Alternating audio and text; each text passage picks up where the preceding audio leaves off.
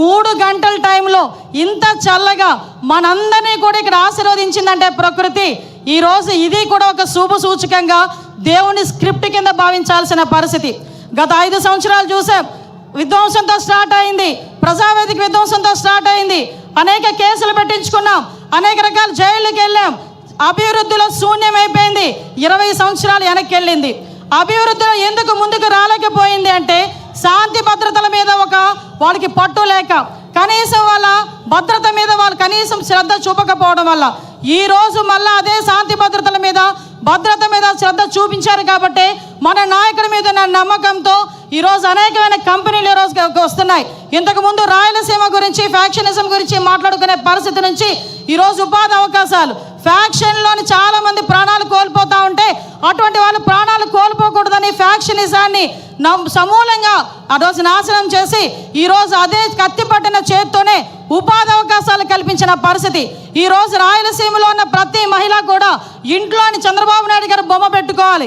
ఎందుకనంటే ఏ రోజైనా కత్తి పట్టిన మగవాడు బయటికి వెళ్తే మళ్ళీ తిరిగి ప్రాణాలతో వస్తాడో రాడో తెలియని పరిస్థితి నుంచి ఈ రోజు నా భర్త క్షేమంగా వస్తాడు, తిరిగి డబ్బులు తీసుకొని వస్తాడని ధైర్యంగా ఉండే పరిస్థితిని ఈరోజు తీసుకొచ్చాం. ఇంతకుముందు రాయలసీమ అంటే మనకి చేతిలో కత్తులు, కటార్లు, బాంబులు వినిపించేవి. కానీ ఈరోజు రాయలసీమ అంటే ఒక కియా, రాయలసీమ అంటే ఒక శ్రీ సిటీ, రాయలసీమ అంటే ఒక హీరో కంపెనీ, ఇలాంటి కంపెనీలు అనేకం కనిపించే పరిస్థితి ఈరోజు మనందరికీ కూడా కనిపించే పరిస్థితి కనిపిస్తూ ఉంది.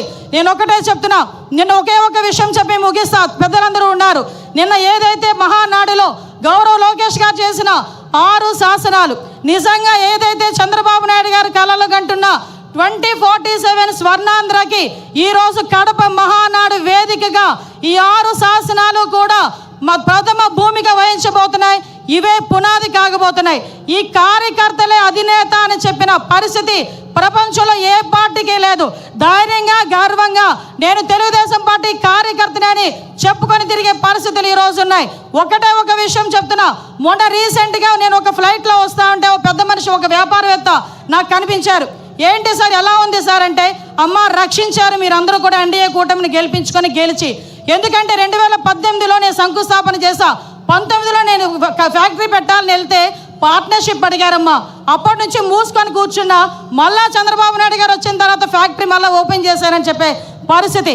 ఒకటే చెప్తున్నా సార్, మీరు ఏదైతే 6 శాసనాలు తీసుకున్నారో ఈ 6 శాసనాలు మంత్రులుగా ఉన్న మేము కానీ, ఎమ్మెల్యేలుగా ఉన్న స్టేజ్ మీద ఉన్న వాళ్ళు కానీ, కార్యకర్తలుగా ఉన్న వాళ్ళు ప్రతి ఒక్కరు కూడా గ్రామానికి వెళ్ళి చెప్పే బాధ్యత మేము తీసుకుంటాం. మీరు కలలుగన్న 2047 విజన్ ఏదైతే ఉందో ఆ విజన్ని పరిపూర్ణంగా ముందుకు తీసుకెళ్లే విధంగా, మరీ ముఖ్యంగా గుంట నక్కలు చేరకుండా ఉండే బాధ్యత కూడా కార్యకర్తలుగా మనందరం కూడా తీసుకోవాల్సిన బాధ్యత ఉంది.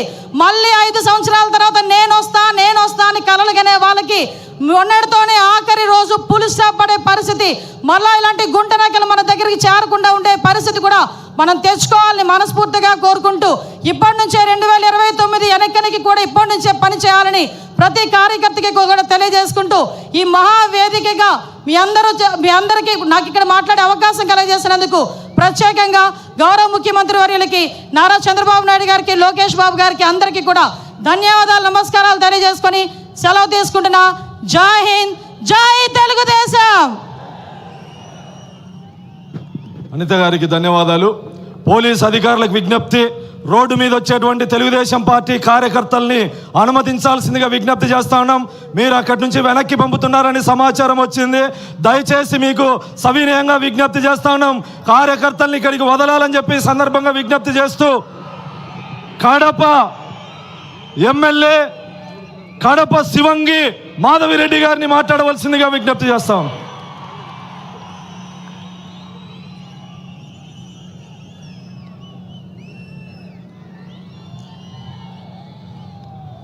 తిరుమలేసుని తొలి గడపైన కడపలో ఈ తెలుగుదేశం పార్టీ పెద్ద పండుగ మహానాడు 2025 జరగడం అనేది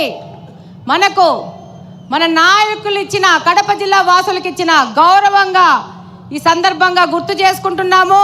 ఈ కార్యక్రమానికి వచ్చిన మన పూజ్యులు, గౌరవనీయులు, తండ్రి సమానులు, అధ్యక్షులు గౌరవ ముఖ్యమంత్రి గారికి, అలానే పార్టీ జాతీయ ప్రధాన కార్యదర్శి శ్రీ నారా లోకేష్ గారికి, అలాగనే తెలుగుదేశం పార్టీ అధ్యక్షులు పల్లా శ్రీనివాసరావు గారికి మరియు తెలుగు రాష్ట్రాల నలుమూల నుండి వచ్చిన గౌరవ మంత్రివర్యులు, ఎంపీలు, ఎమ్మెల్సీలు, ఎమ్మెల్యేలు, అన్ని జిల్లాల అధ్యక్షులు, ఇన్ఛార్జీలు, అలాగనే నాయకులు, కార్యకర్తలు, ముఖ్యంగా మన కార్యకర్తలందరికీ చేతులెత్తి ధన్యవాదాలు తెలియజేసుకుంటున్నాను. ఈరోజు ఈ భారీ జనసందోహాన్ని చూస్తుంటే భారీ అనే పదం కానీ జనసందోహం అనే పదం కానీ వీటికి సరిపోవు. ఆకాశం ఈనిందా, నేల తల్లి కనిందా అనే విధంగా ఇసుక రాలితే రాలలేనంత జనం ఈరోజు కడపలో తెలుగుదేశం పార్టీ కార్యకర్తలు ఇంత పెద్ద ఎత్తున వచ్చారంటే కడప గడ్డ తెలుగుదేశం పార్టీ యొక్క అభిమానులదని మరొక్కసారి తెలియజేసుకుంటున్నాను. ఈరోజు ఈ కార్యక్రమం, ఈ మహానాడు కార్యక్రమం ఇంత విజయవంతం అవడానికి కారణమైన మన Mahanadu coordination team, food committee కానీ, డెకరేషన్ టీం కానీ, అరేంజ్మెంట్స్ టీం కానీ, ప్రతి ఒక్కరికి, అలాగనే అధ్యక్షులు శ్రీనివాస్ రెడ్డి గారు కానీ, మంత్రి సవిత గారు కానీ, అలాగనే ఈ కార్యక్రమానికి వచ్చిన అబ్జర్వర్స్ కానీ, మా జిల్లా ఎమ్మెల్యేలు, ఎమ్మెల్సీలు, ఇన్ఛార్జీలకు అందరికీ ధన్యవాదాలు తెలియజేసుకుంటున్నాను. అంతకంటే ముఖ్యంగా మన కార్యకర్తలు ఈ యొక్క కార్యక్రమాన్ని విజయవంతం చేసుకుంటున్నారని మరొక్కసారి తెలియజేసుకుంటున్నాను. ఈరోజు గర్వంగా తెలియజేసుకుంటున్నాను, we are from Kadapa, we are proud to be Kadapa people. ఇది కడపలో జరుగుతుంది కాబట్టి ఇంత పెద్ద చారిత్రాత్మకమైన ఘట్టం మన కడపలో మనం ఆహ్వానిస్తున్నాం, మనం అతిథులకు సేవ చేసుకుంటున్నాం. ఈరోజు ప్రతి ఒక్కరికి ఈ కార్యక్రమంలో అరేంజ్మెంట్ చేసి శబాస్ అనిపించుకున్నామంటే అది కడప జిల్లాలో ఉన్న తెలుగుదేశం పార్టీ అంటే.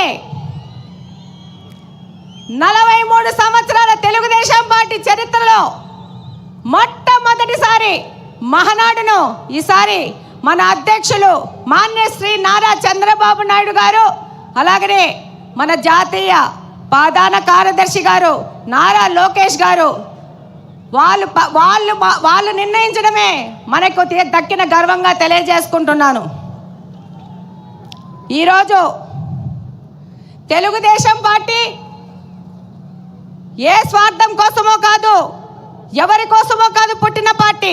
తెలుగుదేశం పార్టీ అనేది తెలుగువాడి ఆత్మగౌరవ వేడి సెకన్ నుండి నాటి ఢిల్లీ పాలకులకు తెలియజేయడం కోసం పుట్టిన పార్టీ. తెలుగుదేశం పార్టీ అంటే బలుగు బలహీన వర్గాల అభ్యున్నతికి, రాజకీయ ఆర్థిక స్వాతంత్రం కోసం పుట్టిన పార్టీ. తెలుగుదేశం పార్టీ సమర్థవంతమైన నాయకత్వం మరియు క్రమశిక్షణ కలిగిన, నిబద్ధత కలిగిన కార్యకర్తలే వెన్నెముక. ఏ రంగంలో కానీ తక్కువ కానీ తెలుగువాడి ఆత్మ గౌరవ ప్రతీక మన తెలుగుదేశం పార్టీ. తెల్లవాడి నుంచి మనకు స్వాతంత్రం తేవడానికి గాంధీ మహాత్ముడు పుడితే తెలుగువారి ఆత్మ గౌరవాన్ని కోసం పుట్టిన వారు విశ్వవిఖ్యాత నట సార్వభౌమ స్వర్గీయ అన్న ఎన్టీఆర్ గారు. రాష్ట్రంలో మొట్టమొదటిసారి వృద్ధాప్య వికలాంగుల పెన్షన్లు ఇచ్చిన, వితంతు పింఛన్లు ఇచ్చిన దీన బాంధవుడు మన అన్న ఎన్టీఆర్ గారు అయితే అదే పింఛన్లు ఈరోజు 4,000 నుంచి 15,000 వరకు పెంచిన ఘనత మన ముఖ్యమంత్రి శ్రీ నారా చంద్రబాబు నాయుడు గారిది.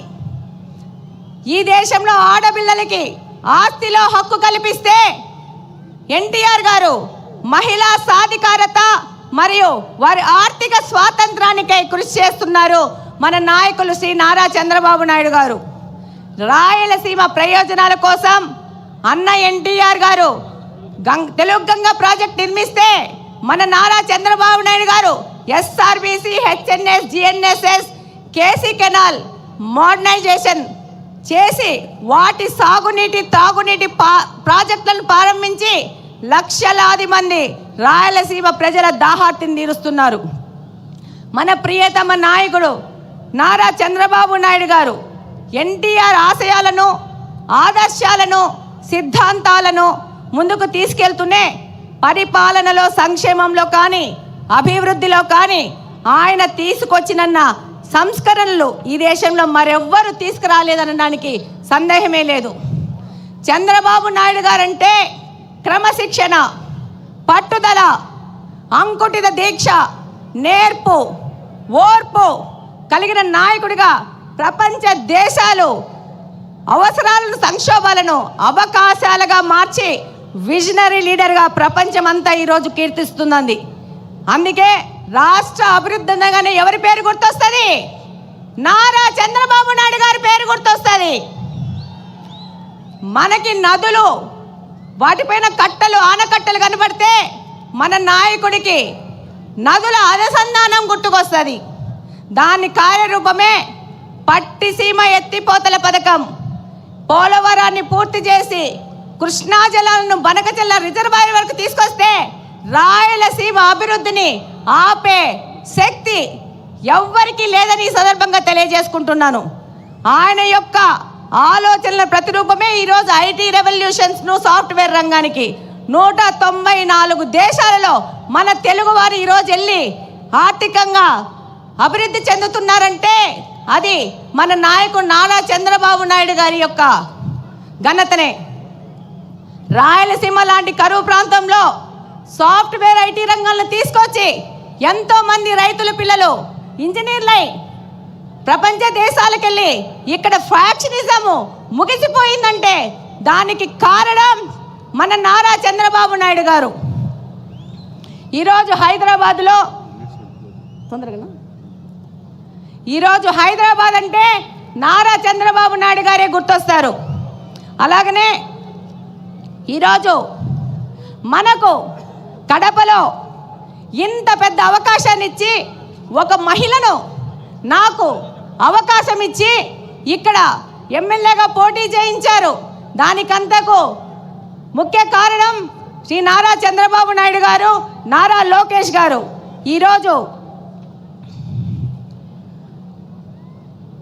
మన నారా లోకేష్ గారు 1 కోటి మంది సభ్యత్వాలను చేసుకొని వాళ్ళకు ఇన్సూరెన్స్ అని ఏదైనా ప్రమాదం జరిగితే 5 లక్షల బీమా వాళ్ళకు వచ్చే విధంగా చేశారంటే భారతదేశంలోని ఏ పార్టీ కూడా ఈ విధమైన కార్యక్రమం చేయలేదు. అది తెలుగుదేశం పార్టీ వంతైంది. ఈరోజు తెలుగుదేశం పార్టీ తరఫున నన్ను నిలబెడితే ఏం మాట్లాడినారు? గంగిరెద్దు అన్నారు, బుడబుక్కలు అన్నారు, నీ ఇంటికి వస్తామన్నారు. ఒక్కసారి ట్రై చేసి చూడండి. బుడ్డా వెంగళరెడ్డి ఇంటి ఆడబిడ్డని ఇంటికి రిటర్న్ వీల్ చైర్లో పోతారు. ఈ సందర్భంగా తెలియజేస్తున్నాను, ఎవరే కానీ తెలుగుదేశం కార్యకర్తని టచ్ చేసి చూడండి, అదే వారి చివరి తప్పైపోతుంది. శ్రీ నారా చంద్రబాబు నాయుడు గారి ఆశయాలతో ఇక్కడ ఎమ్మెల్యేగా గెలిచి మీ అందరికీ తెలుసు. ఈరోజు పులివెందుల ఎమ్మెల్యే 2 సార్లు ప్రచారానికి వచ్చాడు. 2వసారి మా ఎమ్మెల్యేని చూడొద్దండి, నన్ను చూసి ఓట్లేయండి అన్నారు. కానీ మా తెలుగుదేశంలో పార్టీలోని కార్యకర్తలు, నాయకులు, మన ప్రజలు అది తిరస్కరించి తెలుగుదేశం పార్టీకి ఓటేశారంటే మీరందరూ 2 ఎమ్మెల్యేలను ఓడగొచ్చినారు కడప నియోజకవర్గం నుంచి. ఈరోజు మన నాయకుడు చంద్రబాబు నాయుడు గారి ఆశయాల ప్రకారము ఆయన దగ్గరికి కడప నియోజకవర్గ అభివృద్ధి కోసం పలుసార్లు పోతున్నాం. ఆర్థిక పరిస్థితి ఇబ్బంది ఉన్నా కూడా సార్ని ఇబ్బంది పెడుతూ కడప నియోజకవర్గం విషయము ప్రతి ఒక్కసారి తీసుకెళ్తున్నాం. దాని ఫలితంగానే ఈరోజు స్ట్రాంగ్ వాటర్ డ్రైన్స్ 70 కోట్ల రూపాయలకి, ఫుట్ ఓవర్ బ్రిడ్జ్లు 20 కోట్ల రూపాయలకి శాంక్షన్ చేసి మేము మేనిఫెస్టోలో చేసిన వాగ్దానాన్ని, ఒక ఆడపిల్ల చేసిన వాగ్దానాన్ని నిలబెట్టుకునే విధంగా మన నాయకులు మనకు గౌరవం ఇచ్చినారు.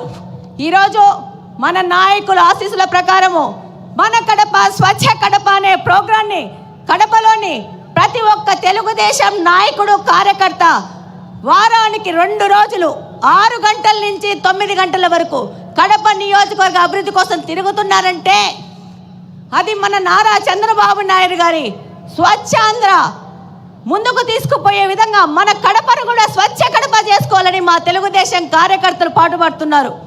ఈరోజు ఎన్నో దశాబ్దాలుగా కడపలోని బుగ్గంగా ప్రాజెక్టుని నిర్లక్ష్యం చేసి దాన్ని పిచ్చి మొక్కలకు, పందులకు, అపరిశుభ్రానికి నిలవుగా మార్చిన ఈ వ్యక్తులు ఈరోజు తెలుగుదేశం పార్టీ అధికారంలోకి రాగానే ఆ ప్రాంతాన్ని గంజాయి సేవించే వారికి అడ్డగా మారిస్తే దాన్ని కంప్లీట్గా క్లీన్ చేసి రేపు జూన్ 21వ తేదీ జరిగే నేషనల్ యోగా డే బుగ్గంగా ప్రాజెక్టులో మ్యాట్ వేసుకొని చేస్తామని సందర్భంగా తెలియజేసుకుంటున్నాను.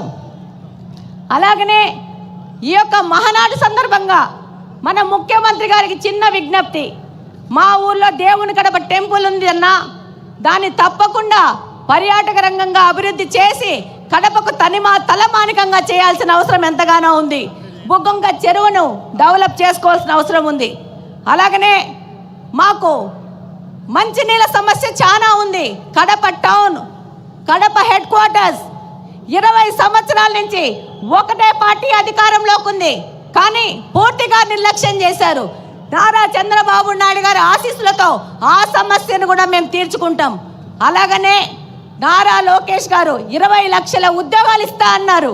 అందులో భాగంగా కడప హెడ్ క్వార్టర్స్లో మెగా జాబ్ వేళ ఏర్పాటు చేసి 2500 మందికి స్థానికంగా బహుళజాతి కంపెనీల్లో ఉద్యోగాలు ఇప్పించినాం. అలాగనే నారా లోకేష్ గారికి ధన్యవాదాలు చెప్పుకోవాల్సిన అవసరం ఉంది. ఎందుకంటే మొట్టమొదటి స్టార్టప్ కడపను P4 మోడల్ కింద మొదలు పెట్టారు. 6 నెలల్లో పూర్తి చేస్తున్నారు. ఇక్కడ కడపలోని యువతకి ఒక మార్గదర్శకంగా దిశానిర్దేశం చేసే విధంగా కడపను ముందుకు తీసుకుపోతున్నారు.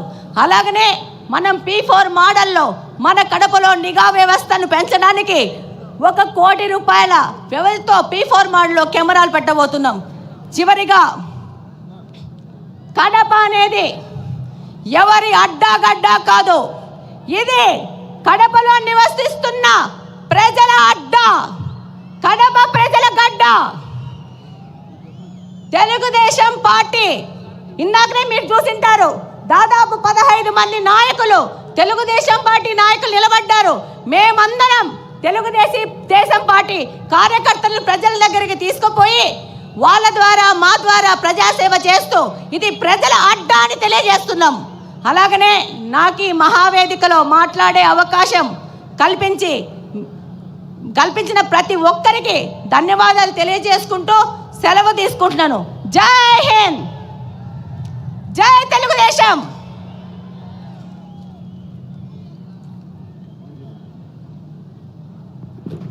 మాధవిరెడ్డి గారికి ధన్యవాదాలు. మాట్లాడే వక్తలు 2 నిమిషాల్లో ముగించాల్సిందిగా విజ్ఞప్తి చేస్తూ, మనందరం ఎదురు చూసే నాయకులు మాట్లాడతారు కాబట్టి వక్తలు తక్కువ సమయం కేటాయించాలని పాటించాలని స్థానిక శాసనసభ్యులు జగన్మోహన్ రెడ్డి మేనమామ మీద గెలిచిన యువ శాసనసభ్యులు పుత్తా చైతన్యారెడ్డిని మాట్లాడవలసిందిగా విజ్ఞప్తి చేస్తారు.